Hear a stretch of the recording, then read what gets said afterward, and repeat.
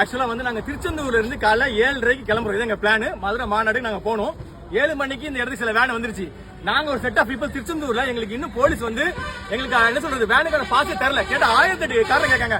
Driver photo தாங்க, அதை தாங்க, இதை தாங்க. லாஸ்ட் மினிட்ல வாய்ப்பே கிடையாதுங்க. எனக்கு ரொம்ப கஷ்டம் தான், உண்மை சொல்றேன். போலீஸ் கேட்கறதுல நியாயம் இருக்குது. பட் இருந்தாலும் அவங்க வேறே ட்ராக் பண்றாங்க. இந்த இடத்துக்கு நாங்க 1 மணி நிக்கிறோங்க. பாருங்க, நான் வேனை காட்டுற பாருங்க. இந்த வேன்லாம் வரிசையா பாருங்க.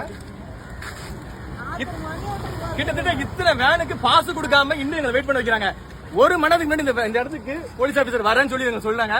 இன்னும் வரைக்கும் வர காணோம். நாங்க என்னதான் பண்றதுங்க, உண்மை சொல்றேன். நாங்க எல்லாருமே டீசெண்டா இருக்கணும் நாங்க நினைக்கிறோம். ஓகேவா?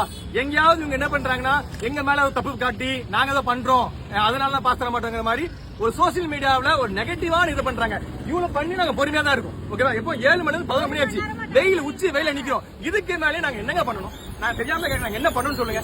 ரோட்ல உட்காரணுமா? ஏங்க இதே ஆளுங்கட்சிக்கு இது மாதிரி பண்ணுவீங்களா? நீங்க சொல்லுங்களேன். இது சத்தியமா இதெல்லாம் ஒரு தவறு. ஒரு புது மாற்றத்துக்காக ஒரு என்ன சொல்ற தமிழக வெற்றி கழக தலைவர் விஜய் அவர்கள் வராரு. நாங்க எல்லாம் ஒரு பின்னாடி சப்போர்ட் ஏதாவது ஒரு அடுத்த லெவல் கொண்டு போய் நினைக்கிறோம். உண்மையிலே இந்த மீடியாஸும் இந்த போலீஸ் ஆபீசர்ஸ் நிறைய பேர் சிலர் இந்த மாதிரி தப்பு பண்றாங்க.